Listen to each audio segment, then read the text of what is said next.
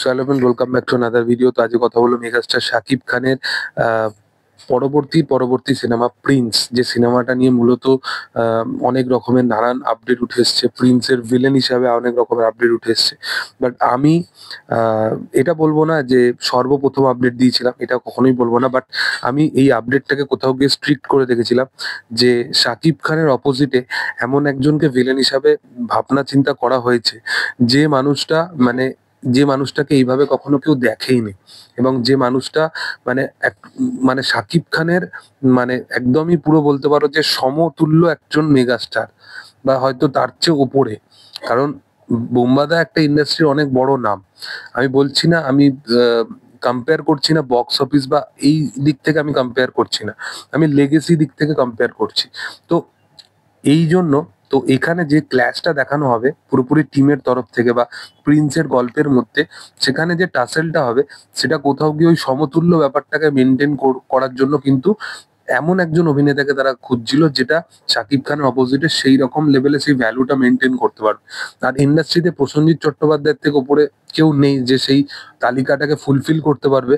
তো আমি ভেবেই ছিলাম যে প্রসেনজিৎ চট্টোপাধ্যায় প্রথমেই যখন নাম এসেছিল, এবং বুম্বাদা এমন একটা মানুষ, সে আলাদা আলাদা জনার এক্সপ্লোর করতে ভালোবাসে। ইভেন বাংলা ইন্ডাস্ট্রির জন্য যে কোনো তালিকার মানুষ, মানে এই রিসেন্ট টাইমে একটা বাংলা ভাষা বলা নিয়ে একটা বড় টাইপের কন্ট্রোভার্সি হয়েছিল। আমি সেই বিষয়টা নিয়ে কোনো কথাই বলিনি, কারণ আমি জানি যে এই মানুষটা কখনো ইন্টেনশনালি ওই রকম জিনিস বা ওরকম বক্তব্য দিতেই পারে না। তো সেই কারণে বলিনি। এবং এই মানুষটা ইন্ডাস্ট্রির জন্য অনেক অবদান আছে।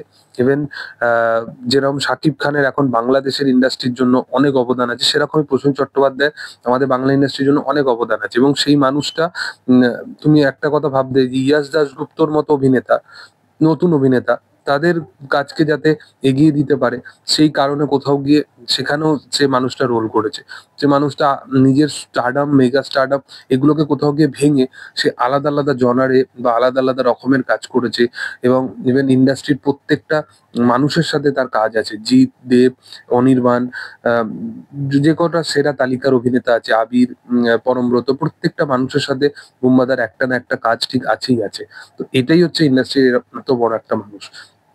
তো কোথাও গিয়ে শাকিব খান ভার্সেস প্রসেনজিৎ চট্টোপাধ্যায় যদি হয়, একটা বিশাল লেভেলের সিনেমা হতে চলেছে, এবং দুই বাংলা মিলিয়ে একটা প্রচন্ড বড় লেভেলের একটা সিনেমা হতে চলেছে। এবং সেই সিনেমাটা তো আমার মনে হয় সিঙ্গেল ডেতে রিলিজ দেওয়া উচিত।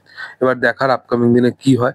তোমাদের কি বক্তব্য অবশ্যই সেটা কমেন্ট সেকশনে জানাতে পারো। ভিডিও ভালো লাগলে অবশ্যই লাইক শেয়ার সাবস্ক্রাইব করে দিও, পাশে থাকা বেল আইকনটা অবশ্যই প্রেস করে দিও। Thank you all, by.